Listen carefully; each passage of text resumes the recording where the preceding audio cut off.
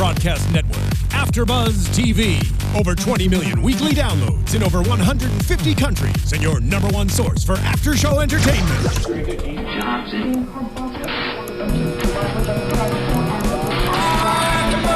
AFTERBUZZ TV, the destination for TV superfans. Producing aftershows for over 300 of your favorite TV shows. Interviewing celebrities and showrunners. And bringing you behind-the-scenes exclusives. All thanks to E! Entertainment's Maria Menounos, producer Kevin Undergaro, and internet leader Akamai.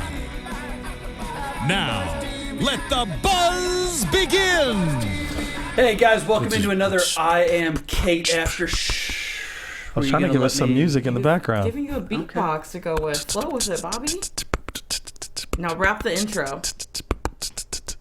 If you won't, I will. Hey guys, welcome into another I Am Cait after show right here on AfterBuzz TV and AfterBuzzTV.com. We're live streaming right now this Sunday night, talking Friendly Fire, the most recent I Am Cait episode chronicling Caitlyn Jenner's transition. We are live streaming. You can comment on YouTube as you guys are wont to do. You can also tweet us. I am at Bobby DeMuro. I'm your host, Bobby DeMuro, joined by Tiona Hobson at the Tiona Hobson. That is correct. And Stephaune Wallace at I Am More Fire. The one and only. The one and only. So seriously, tweet us. We got our phones out. We're looking at stuff. We'd love to hear from you guys as we talk I Am Cait. Okay, I'll open it up. My favorite episode of the four. I've been really, really critical. I think we've been really fair. We've been really harsh, though. This was my favorite episode of the four for a couple of reasons. Am I crazy? No, you're not crazy. I really enjoyed this episode. I think that it went back to a little bit of what the first episode tried to kind of empower, and it wasn't so much... nothing was forced. It felt more genuine. There were some moments that felt a little forced, but it felt like a genuine moment, and we were actually seeing the real Caitlyn in this episode, and those are the ones that are going to work for everyone. Yeah, I think we're at the place now. This is what, episode 4? Mm-hmm. We're right at the place where, like I said before, this thing's going to take time. It's got to unfold. There's layers that are going to happen, and we're starting to see what Caitlyn is becoming, or who she's becoming. And I think the most... Look, I know that they have Kim and Khloe on this episode, and I think it's actually what I like the most about it. And it's not because you involve the Kardashians, it's not the media and the reality and all that. This is a family going through this together, and this is how a family deals with it. No two families are the same, no families like this one. So nobody's going to deal with it quite like the Kardashians do. Yeah. But you get to see a family dynamic. And instead of Caitlyn being superficial or doing whatever she was the last few episodes and the commodification that we kind of have criticized, this is Kim and Khloe straight up struggling, you know? And I got some gripes. I would prefer that Chris would just come and talk to Caitlyn straight up than have Khloe and Kim do it. But, you know, again, that's a family dynamic, and we don't know the whole family dynamic, so it's interesting to watch this happen, and I like to see Kim and Khloe struggle with it. Like to see sounds weird. I'm not enjoying seeing them struggle, but I like to see the struggle I like to know that it's happening. I like to see them work through it together. It makes it more authentic to watch people struggle and to see the Kardashian family be a real family in this moment. We've watched them all on television. We've watched everything. We've watched every moment of their lives. So to not show us them struggling would have been a disservice to the show and to the brand that the family has built itself. I actually, I can't wait to see Caitlyn versus Kris Jenner. It's a battle royale, but I really didn't like having Khloe and Kim on. I didn't like. I still think they treat Caitlyn as Bruce, the way they were very disrespectful to Bruce. They just kind of dismiss Bruce in every facet, and that's rolling over. And I felt like that's what happened. I didn't get the struggle from them. I didn't ever feel like there was a moment where Kim was real or authentic. I certainly didn't like the way Khloe handled the situation. And so, we can get into it when we get to Khloe, but whatever. I kind of felt the opposite of having those two girls on it. I think we feel the same way, but we're saying it for different reasons. I like having them on to see the struggle. I'm with you in the inauthenticity. But that's a Kim and Khloe problem. That's not a Caitlyn problem. Sure. I like having them on because guess what? When an actual real family goes through this that's not, very privileged and on television, when an actual family goes through this, the transitioning person is going to come home at some point in most cases and is going to have a conversation. Sure. And you're going to have these struggles. These so moments, to just see that it happens, to see how they breach the conversation, maybe somebody at home goes, I'm going through a similar thing. How much of this on TV is true, we can debate. And just, the group therapy, the family group therapy sessions. That's That's something that all season I've been racking my head, like, is Caitlyn still in counseling for her transition? Because I know, afterwards, there's a certain sign-off point, and then it's like, has the family been to see someone? This is usually something that would be publicized to everyone. It's not really my business to know if the family's going to therapy to talk about this, but it's also the Kardashian family, so they've kind of put their business out there, so it's kind of the public's right to know, even though that's weird to say. But it was good, even tying in all this and getting it out there. It's just all helping down the long path in the I agree. goal. Let's cover this Kim fight first. We got to talk about the Candace sleepover. That's a little more frivolous, but I want to do this Kim fight first. A couple Kim quotes for you guys. The first one, maybe the most disrespectful, cutting one. You still have a little Bruce in you. Yeah. That's, I mean, Kim knows what to say, and she Absolutely. goes, Chloe is branded on this show and the Kardashians as the, don't give a damn, I'm going to say what I say, I no filter.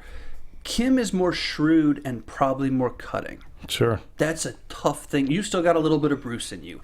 I don't know what was wrong with that, besides obviously calling Caitlyn Bruce, but like something more than that. There's something more than that to me where I was like, that's bad. Yeah. That ain't good. Yeah. I mean, it's almost sounding like she's actually not on board. Nope. With what's going on. She's actually not at the place where she's accepted Caitlyn or whatever. She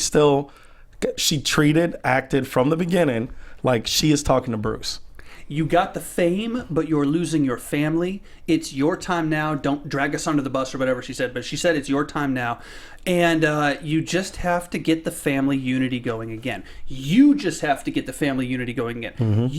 you're the transitioner, it's your responsibility. It's like, wait a second, it's kind of everybody's. I get that Caitlyn's the one who makes the move, Kim, but it's really kind of, you got to reach out as much as she has to reach. It's a 50-50 two-way street, everybody.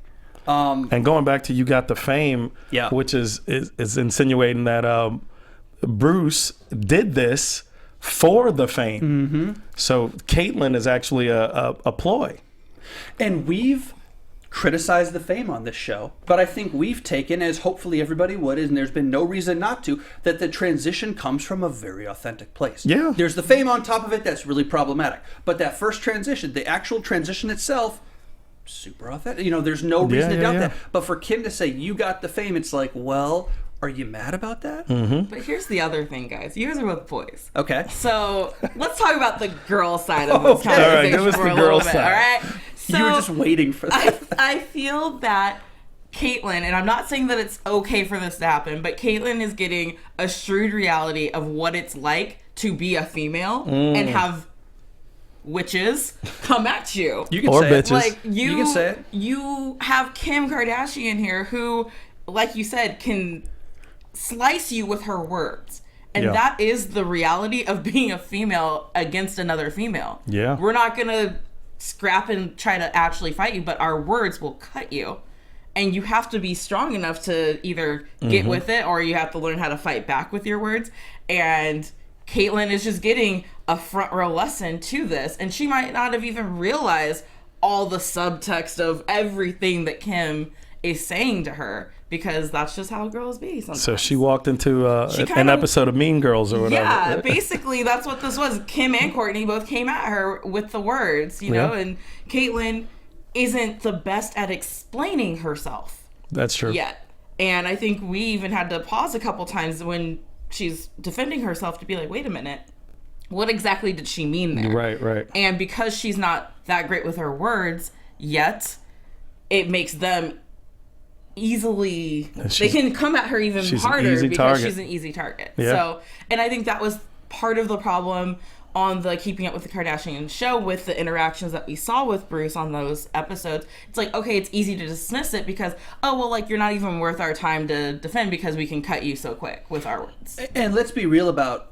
Kim and Chloe, the defenses of Kris. And there's a double dynamic here because it's not just the transition, it's also the divorce. And they went on, at least in the public perception, in a parallel state. Obviously, the transition was, if not in the works, then certainly in formerly Bruce, now Caitlyn's head for decades. But there's the Chris side of it. There's the divorce side of it. And so Kim and Chloe are defending mom. Kim and Chloe are also, and they're defending biological mom. Right. Remember that. Yeah. Kim and Chloe are also defending meal tickets. Chris is the manager, is the one pulling the strings behind the curtain sort of thing. Not doubting Kim and Chloe's talent and what they do. They're very good at what they do. Sure. But they have people working for them, and that primary person is Chris. Yeah. And you're defending, it's a weird double dynamic with that because you're defending the mom and also your boss, business partner, person kind of. And the brand, the whole brand. Yeah. This is not a normal family, and for better or worse, it's not a normal family. It's interesting to see it. I think it's still significant, but at the same time, man, they can't deal with things the same way that we can. But if the conversation starts with it, especially in this case, I'm cool with it. It's interesting, and I think because it's a brand, they wanted Caitlyn to structure her Vanity Fair art conversation or interview a certain way, you know. Bruce has been around the brand long enough to understand how things should be said. And I think they kind of wanted that to roll over into Caitlyn's response or interview. But what Caitlyn says is it was an honest article. And they can't really accept that because for the first time, here's a person in their wheelhouse that's like, I'm just telling you how it is. Y'all, you know, if you take it a certain way, it's probably because it's true, and truth hurts. Yeah. I 100% agree with that. I think that the article, no matter, there's always three sides to a story: yours, hers, and the truth. Yeah. You know, somewhere buried in there. So it's like for so long we've heard Chris's side, or you know, we see these sides. And yes, Chris does deserve a chance to defend herself. Absolutely. Because there is her side of the story. But just because things happen, the chain of events, I can take it one way, Stephaune can take it another way. And the fact that the words are hurting people means that there is a little bit of truth layered in there that they have something to feel guilty about. And that's why it resonates in them in some way. But that's just what I think. And there's something to be said. The Kardashians as a family haven't had a significant scandal. And this is not one. But from their perspective, from Chris's perspective, the way they were portrayed in Vanity Fair, this is maybe the closer that they've gotten to significant bad press. You always have media out there criticizing, hey, Kardashians, why are they famous? You know, whatever. Sure. But this is maybe the most significant bad press they've gotten in a while from a significant, serious source. And I don't think they knew how to handle it. And you're talking about a brand that's always been controlled. So now you have a loose cannon, and you don't know what she may say. You know, you don't know how far this may go. So you're like, let's go right now and get her under control, which I think is what Kim, you know, the meal ticket as I see her, came over to do. And I don't know if it's nerves. I think Caitlyn speaks a lot out of nerves sometimes, just to fill time, just to talk. Which we do. All three of us are guilty of.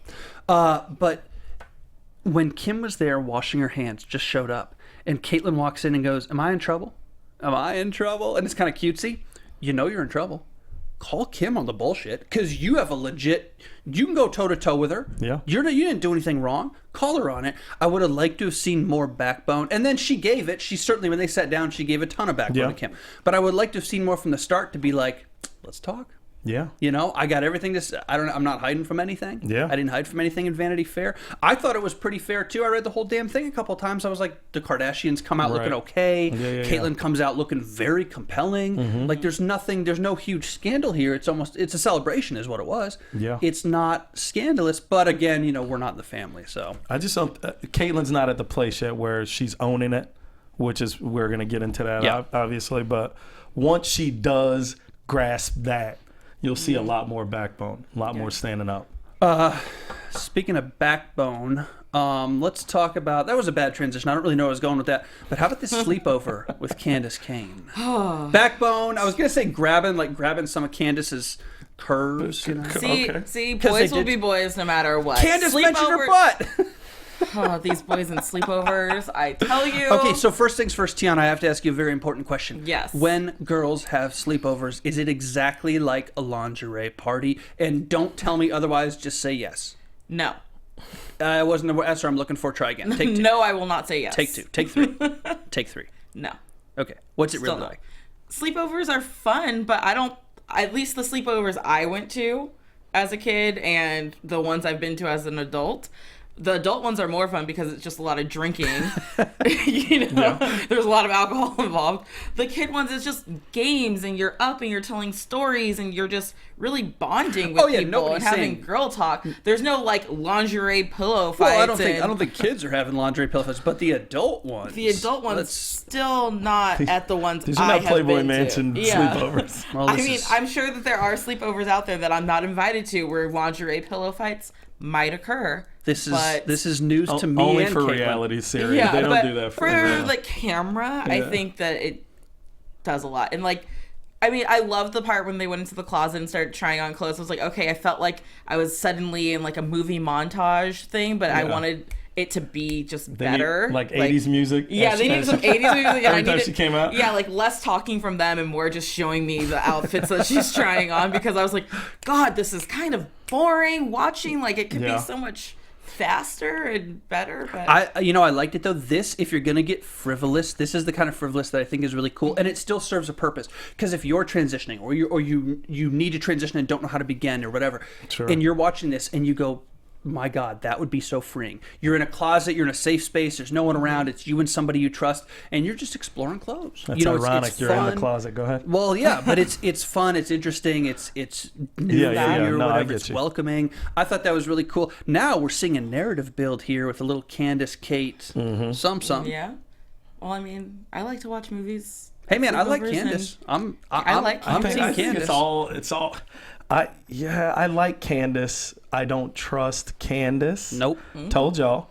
I got a quote here. She said, "I can't believe I got you here." And when people say that, I start to immediately think she was hoping, as a part of her plan, to kind of lure Cait, who is this fawn who is out there with no mom and no guidance, and you can take advantage. It's an easy Caitlyn attack. Bambi all of a sudden? Yes, Caitlyn is Bambi with no mom out there in the forest. See, I didn't take it that way. Yeah. I took it as, okay, Caitlyn, who's been locked up in her ivory tower above everyone, not leaving that house. Even the conversation she had with Kim was like, well, Courtney hasn't been here to see me. Chloe hasn't been here to see me. No one's coming here. It's like, why do they have to come to you? You should go to them. If you really want a relationship, you go to them. But she's so trapped in that house because it's her safety blanket that I think Candace was saying, I'm surprised you left your safety nest and came down here to me to hang out, because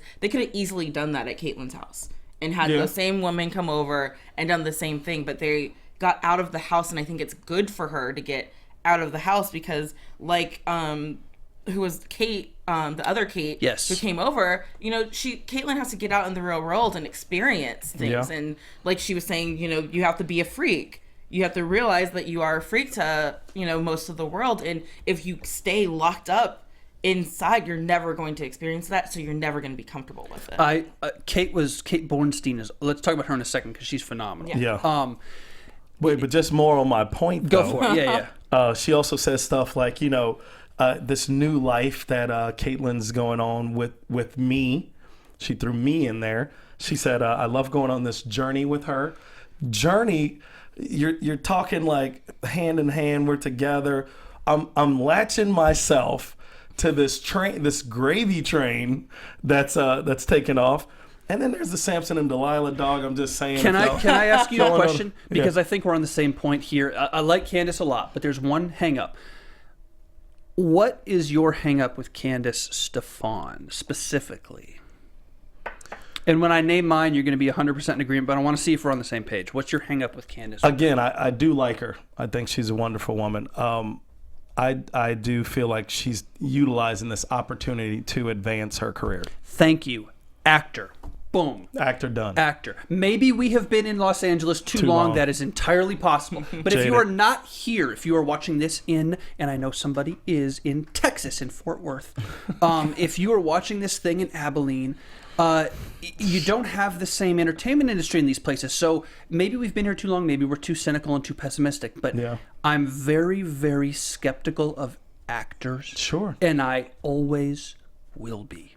Have a ton of phenomenal actors in here, great people who've made it. But the people on this come up, like Candace is, using something like this for sure for publicity. Of course. Like her a lot, great woman, really smart, really funny, good for Caitlyn, safe and like welcoming and stuff. Yeah.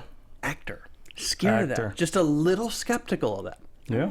Maybe I'm totally wrong about that. I'm sorry to the thespians out there. And I'm talking about LA actor. I don't mean like accomplished Broadway people. I'm talking like film and TV people in LA. I agree 100%. I'm a little skeptical. Yeah. Journey. New life. Am I wrong, Tiona? I don't. Or is this too inside baseball for LA? No. I mean, because there definitely are those people in LA who will take an opportunity and definitely use it to their advantage to advance their career. I just think it's a little too soon to know, and I think that because this is a different thing where Candace knows exactly what Caitlyn is going through because she's been through it herself, that she's just kind of, there is the part of her who's like, oh, well, I can be there for her because I understand she doesn't have many friends who actually understand. And she's safe. Even that whole group of people who she went on the trip with, we see a lot of them in the upcoming episodes and stuff. They're all kind of there. And I think that when you're transgender, there is a core community of that is like your circle of friends. And then you have your cis friends who you might not be that close with. And I'm not saying that all transgenders have to just stay friends because I don't, that's like saying I can only be friends with black people and I hate this guy. But I just think that because she understands Caitlyn, I'm not going to automatically jump to she's an actor trying to advance her. For sure, 100%. But I think if you don't have that in the back of your head, you got to have it. It's got to be there. And again, I want it to be known. I think Candace is very healthy for Caitlyn. Yeah, and you know what? And that's the thing. If Caitlyn and Candace are friends, if they date, if they hook up, if they have a serious relation, whatever it is, Candace is very knowledgeable, very open, very welcoming, very cool. Really on top of it. A safe place. Exactly. And if it's safe and beneficial, I don't see whatever they decide to do is going to be right. And even if Candace uses it to advance her career, if you're looking at it from a business perspective, she'd be dumb not to. Yeah. So even if she uses it to advance her career, but if it helps Caitlyn at the end of the day, then what are we really talking about? It's a win-win. Yeah. So I'm just a little skeptical. Samson and Delilah. Delilah was very scandalous. Was that and that was cutting off all the hair? Cut the hair off. Yep. Samson was the strongest man in the world. And he kept falling for the same tricks, Delilah. Oh, she wove a web. Anyway. Just saying, that's what the dogs were named. Yeah, no, and they're okay. Cait Bornstein Get is to her. First team All-American after this episode. Yeah. Right? The thing I like the best is the ally comment. Absolutely. Trouble with the word ally. Oh, I love Cait. She's transitioning. Not an ally. Help me do this tangible thing. Yeah. Ally. Really good comment. Loved her tattoos. Straight talk. She's seen it. She's done it. She's been there. Yeah. Appreciate that Cait was deferential to her, as she should have been. Cait Bornstein has seen some shit. Yeah. That's the kind of person. She's the OG of transgenders. Yeah. She came, and that air, you can feel it. It wasn't any type of arrogance at all, but you just felt like this woman's got war wounds that we don't even know about. Yeah. And so it was wonderful. She was a breath of fresh air on this show. And I love her calling Caitlyn a freak because she's being realistic enough to know that there are so many people out there who at different levels, some bigoted, some questioning, some innocent, whatever, on different levels have no idea what the hell Caitlyn Jenner's doing. Yeah. So Cait's almost kind of saying, you have to acknowledge this. And you have to own it, which is great advice for anybody at any point in whatever they're doing. Own it. But you have to acknowledge that this is happening because it's happening. Yeah. Just because you are accepted in your circle of acceptance, that's great. That's not the real world. Yeah. And that's, I think, the lesson that Cait has needed to learn for 4 episodes here. But I hope that Cait Bornstein has helped push that through now. Yeah. Yeah, I think that advice applies, universally. Oh, definitely. And freak, just to me, from my opinion, it was just, hey, you are different. So before you become this defensive person, when you hear the term freak, or you're different in whatever way it may be, we typically react. She's saying, no, accept it, own it, know that you're different, and then respond out of that different place, from a more confident place. So I think it applies to everybody. I grew from it. And still a loving place. What'd she say? I love you. I'm not going to be mean to you. I'm not going to hurt you. That's the response. Yeah, absolutely. I mean, my mom used to say, which I don't know if this is actually the right quote, but it was something along the lines of like, let your freak flag fly. Yeah. People have used that for different things. Yeah, I mean, it has like a different connotation sometimes. But my mom used to say that to us, and we were like, oh, shy about something, or like I had the most traumatizing thing of my adolescence was like getting a pimple on the tip of my nose and looking like Rudolph. She's like, let it fly, own it. Who cares what people say or think? And it's just, I felt like Kate Bornstein was trying to tell her that in a sense, and it was coming out of a place of love, and I really liked her. And I hope that we see her again, because she was awesome. She was so confident, just like owning it. She was laying back on the couch, just feeling herself. You kind of don't know what initially, if you were to judge her without hearing her, you're like, wait, I'm getting this hippie, dazed and confused type person, And then she opens her mouth, and you're like, whoa, okay, thank you. And Caitlyn kept winking at her, which was... But that's her thing. Yeah, just the wink. That's her move. Yeah, that's her thing. Winks are sexy, though. I think winks should make a comeback in life. How you doing, Not girl? when you do it, Bobby. Are you... Seriously? Seriously. Let your freak flag fly, Tiona. Let it fly, girl. Let it fly high. Where the hell do we transition from there? What are we talking about? It's hot in here. So talking about therapy, Susan the therapist is back. Let's talk about Susan. I just want to, quickly. I mean, I think she's so important for Caitlyn. She brings Caitlyn back to this, like, hey, come back. You've now gone out into the world. You've experienced a few things, met some new people, some wild stuff. You got yelled at by, a couple of folks, and you heard a few stories. Now, let's process all this. And that's Susan's role. I think she's dope. I think Susan also straddles that line that any mental health or otherwise professional will do, and that is sitting there, you can almost see the wheels turning, saying, we're talking about Kardashian drama. There's that second level. She's like, okay, here's the family issues, here's what's going on. And then Caitlyn's like, well, Khloe says this and Kourtney says this. And you can almost see Susan for a second going, it's like, but I mean, at the end of the day, a family is a family. Yeah, so it's just, it's funny to think that, it's just weird to think that all the Kardashian drama, aside from the transition, the regular Kardashian stuff, the family issues that we've seen for seasons on the show, are now coming to these professionals in these very high level, unbelievable capacity to impact lives and stuff. And they're dealing with like Kourtney and Kim. It's like, which has been their MO. I mean, when they first came out, we were all like, nobody's taking them serious. And 5-10 years later, you're going, everybody's taking them serious. You have to. Yeah, you can't avoid them. You can't avoid them now.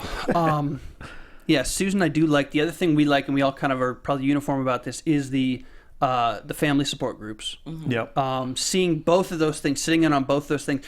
I like the family that the parents won the best. I think it's interesting to see people affected around it and by it, rather than just the people going through the transition, because the people around it and by it are going to react 1,000 different ways and are probably unpredictable at times. And we don't know where these parents were on the journey. I assume since they're on TV and they want to show this to the show, they're pretty far along in this. They're all obviously accepting and stuff. But you got to believe that at the start they were like, a lot of them were like, "What the hell is this? I can't do this." Even now, though, I feel like they're still. I kind of felt bad. Somewhat really listening to the parents. I felt like some of these parents are helpless. They're it's like their hands are tied. You have a child, and every bit of control in the child raising process has been taken from you, but like snatched by force. So I kind of felt like they sounded helpless to me. It seemed like acceptance, and I get it, and it probably is and maybe I'm just reading too much into it, but I listened to the dad who was like, hey, he's talking to his friends. He's like, oh, I'm just following their lead, and I'm like, you're the dad. What the hell are you talking about? I'm just following my kids are marching to their own beat and we just doing whatever they do. That's not how it works in real life. This other guy was saying, well, I guess I can just kind of learn from her. But I get that somewhat because the world's like evolving, and there's certain things you do have to kind of learn vicariously through your child. But I just felt like they were so helpless, those parents. It was weird. Okay. I agree with you. I thought Bobby was like shaking his head like he was gonna say something. No, I was like, ahead. okay, go for it. I'm just trying to think about it. I don't agree with your analysis of it, but I don't know how to respond to it. I agree with you that I definitely think they felt helpless, but in a weird way, I think it almost became empowering when they learned stuff from the kids. And maybe this is too TV. This is the perfect TV moment. Like, sure. My child, we were struggling, and then it turned out perfect. Of course it did. It's TV. Yeah.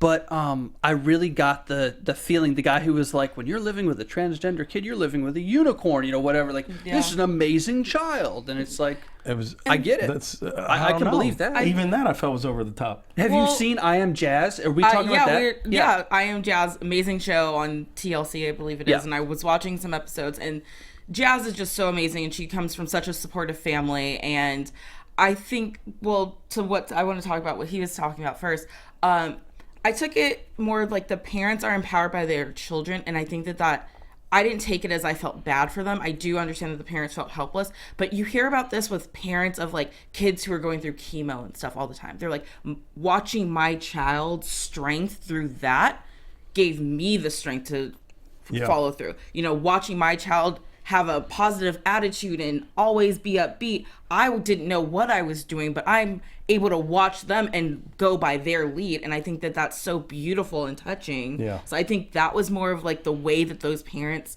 were saying it. So I couldn't feel bad for them. Yeah. But I'm not a parent, so I don't know what that experience would be like, but I could just only imagine, the sense of pride it is knowing that you birthed someone who is so strong and able to take charge, that you are inspired by them. Yeah. And not only that, but these parents are not too much older than we are. Just, we're all 21, so. I'm 15, so I don't know what you're talking about. That's not even you're not even complimenting yourself at that one. We're all 21.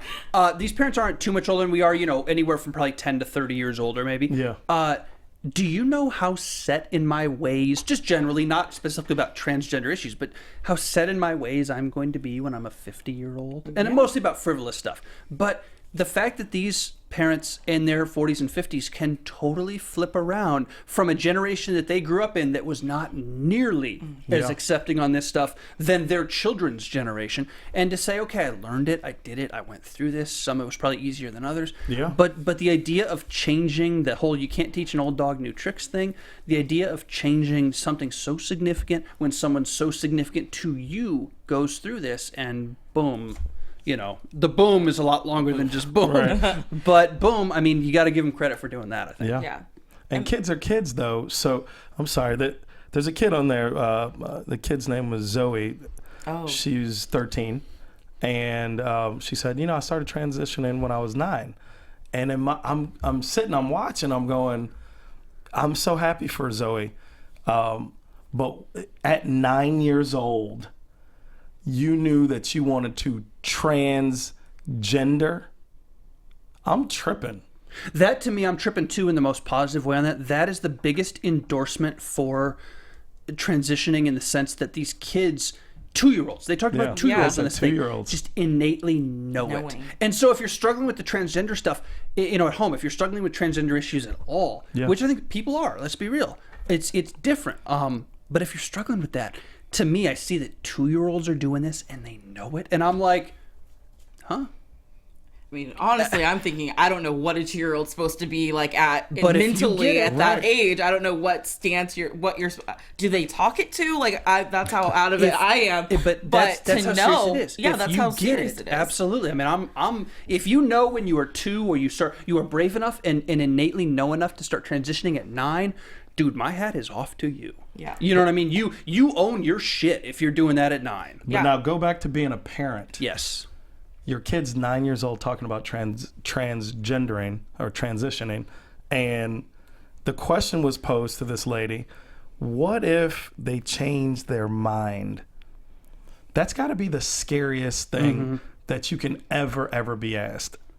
You're raising a kid who used to like all blue stuff, and now they want green is their favorite color.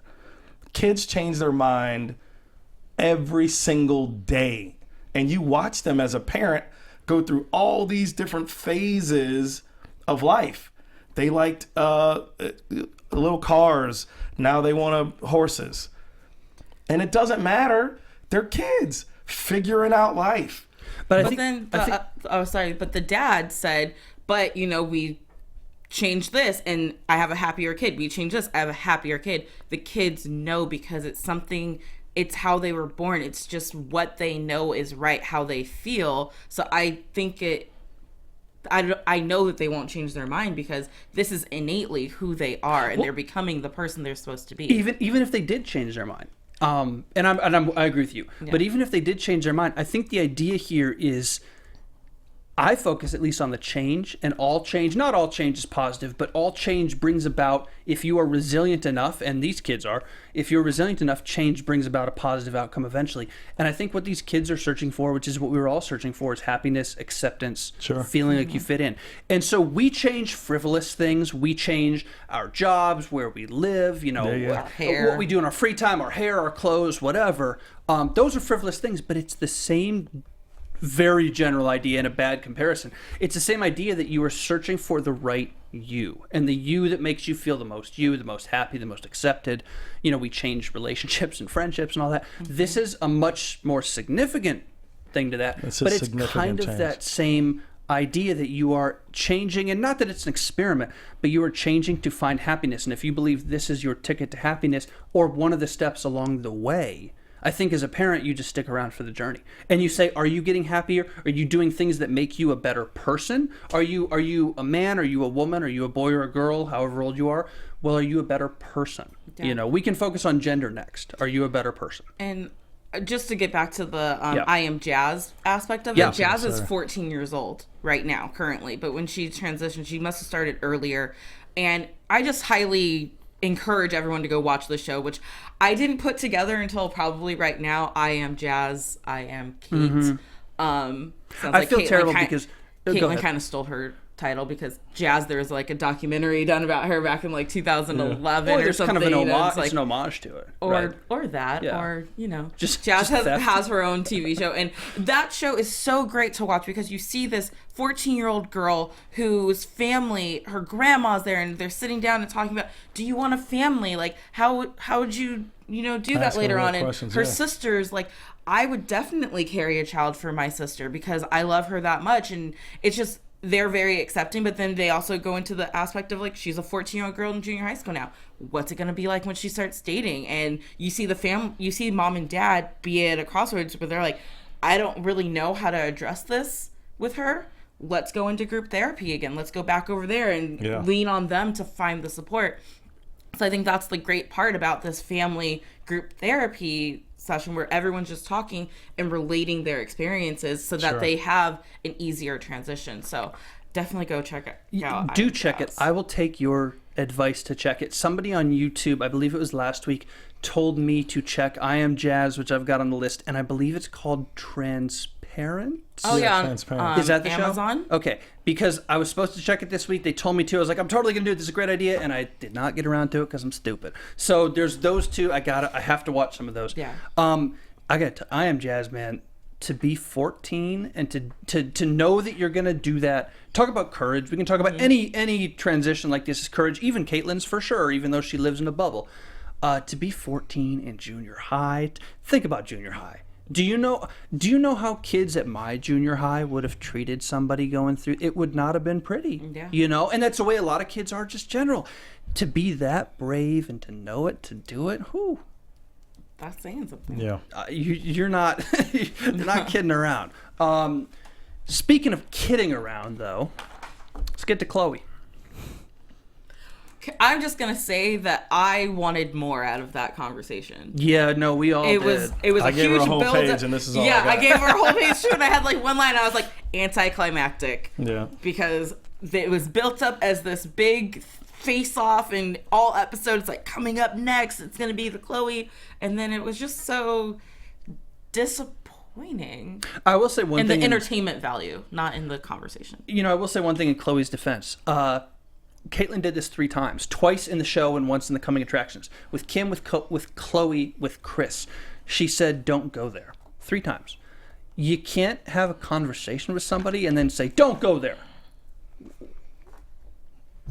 Well, I think she was saying, don't do that thing that you all do. But then explain the thing. And this goes back to Caitlyn Not explaining. Yeah. and having trouble explaining sometimes. Explain the thing, because if they don't know they do it, they're not going to stop it. You know, Yeah. if they don't know when they're Yeah. being called on it, Yeah. you got to explain the thing. And so when she says don't go there 3 times, that's my only, knock on Caitlyn with this. Other than that, Chloe, girl, first off, look like you're into it. But this is Kardashian. This is what they do. But that's Chloe in all Yeah, her that's what they conversations do. on the show. Yeah. Trailing the hair, pursing the lips, looking at her phone. That's being a a Chloe bitch. conversation. But not a crazy bitch. She doesn't Not a want crazy both. bitch. You Just can a be one or regular the bitch. other. You can't be both. Jeez. But I mean, I think my biggest thing too was that I know that everyone kind of vents to Chloe and have started venting to Kim, so they're the ones to go out and speak on behalf of the family. But it's hard to take those kind of conversations to heart. So I can understand how Caitlyn's like, well, what's the big deal? Because if you can't even come tell me you yourself had a problem with this, you have to send someone else to say it. Have Chloe sit down with you while you try to explain. I understand Kendall doesn't want to have a confrontation with her father, but have Chloe sitting there by your side to be your support system, so it doesn't have to be a confrontation or a yelling match or anything uncomfortable. You can sit there and be honest and open with your parent. And that is something that is missing in this entire family, because if I have an issue with one of my parents, I know I can go to them and talk openly about with a dialogue about, this is how I feel, this is what is going on, and they will talk to me back like I'm a human being. Look at Chloe's suggestion was group texts. Kim's suggestion was a tweet. Yes. Listen, when Kim's first point of view is smooth this over in public, send a tweet to make it better so my 34 million followers can see it. That should tell you something right there. And I know this is selectively edited, and maybe she said all the right stuff first and then said the tweet thing, but they added the tweet in for a reason. This is Caitlyn's people. This is her producers, man. They added the tweet in for a reason. Sure. And so for Chloe to talk about group text messages the second time, these are all impersonal conversations. God knows I love Twitter. I'm on it all the time. It is not where you hash out your serious family issues. You do not group text somebody and say, you're doing that thing. Don't go there. I feel like you don't do that on text. You just don't do it. Pick up the phone at the very minimum. Call. Yeah. Or Skype or whatever. We got technology today, folks. Well, it's obvious that they've kind of lost their family dynamic to reality. Yes. TV, and in the fact that they didn't even have a single one-on-one unless it was filmed. You know what I'm saying? According to Caitlyn, because nobody came. Right. Yeah. So Caitlyn's saying nobody came by here. Nobody came in the middle of the night or, before the sun rose in the morning when there's no paparazzi out. Nobody cared enough. It had to be filmed. It had to be set up. All these things have to be structured according to probably manager Chris or whoever. I don't even think they have a family dynamic. These 2 little girls, Kylie and Kendall, if they're not curling up to their former dad now person and bawling tears that's completely off the record, then I feel like you've lost everything. Those are your baby girls. they don't feel like they can come to you. They're talking to Chloe. She's the dad now. Come on, man. You losing the whole. They lost the plot a long time ago. Well, this is something that Caitlyn has done that in the past has happened. Caitlyn can get very inwardly focused. We even saw it in a very frivolous way last episode when we saw stupid Rhonda and Courtney, who I'm so done with, and if I see them again, I'm going to go through the television. Courtney with a C, Courtney. Don't look at me like that. You know I'm right. Leave them. They ain't even on this episode. Courtney was on this episode. You know I'm right. She's got to be there. She's a stylist. But that's that same parallel that Caitlyn gets so inwardly focused, and sometimes that's good. And that's an athlete's mindset, inward focus. I'm going to focus on me right now. That's what athletes do. But Caitlyn gets so inwardly focused that you lose track of everything. If you're single, if you are Bruce Jenner 1976 and you get inwardly focused for the Olympics, cool. More power to you. Not a lot of consequences. I don't believe he had a child by 70. Maybe he did. Maybe that's still a bad example. But Bruce Jenner, college Bruce Jenner as an athlete, I get it. Caitlyn Jenner now with as many family responsibilities as she has, that's a tough sell. You still have to bridge the gap. You got to be a politician when you're a parent. Go pick your daughters up. Tell them they're your children. Mm-hmm. I would say, here's the deal. Meet me here now.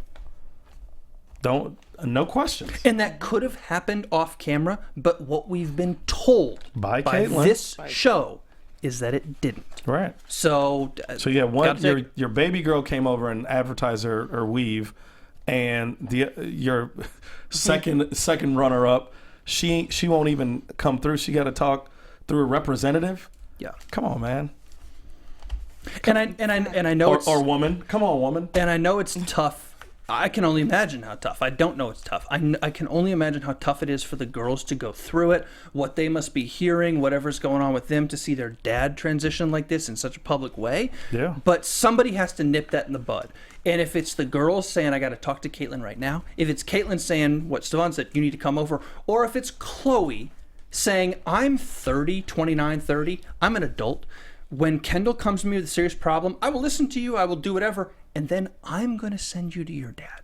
Yep. I'm going to send you to Caitlyn. Mm-hmm. One of those people needs to do that. Didn't happen. No. Ball got dropped. Couple more minutes. Final thoughts. What do we think? We can't really do predictions on the show. What do you think, Tina? I just want to say that on the first episode, someone commented and was like, are we going to see Kris Jenner on this show? And I said yes, but they're going to save it for later on in the season. They're like, nope, she's never going to come on. I told you she'd be there. They're going to save that moment for like a finale or, because that didn't say next week. It said coming up this season. So they're gonna save that money bite because with new shows they start off high with ratings and they dip and then you need something else to bring people back. The first face off between Caitlyn and Kris, that's gonna bring more eyes to the show, and that's why she had to be on it. And even Kris, as a manager, knows that's why she has to be on this show. And that's the biggest problem here. Is it is not only a transition; it is a business entity. Mm-hmm. And even in that, I already feel like, and I don't want to prejudge it, but I'm not going to feel any authenticity from Kris Jenner, even when she starts to cry. They're so fake, dude. They don't even make a good showing of even when Caitlyn I don't know who to call anybody. When Chloe shows up or Caitlyn shows up at Chloe's house. She's got all this fake excitement. Oh my God! Look at you! Touch. It was so fake and put on. And then she machine gun shot like 18 questions off. Hey, where do you get your eyelashes? You want to do this? Your hair? Blah, blah, blah, blah, blah. I'm not listening to anything. I'm just talking in the phone like this. I can't stand all that.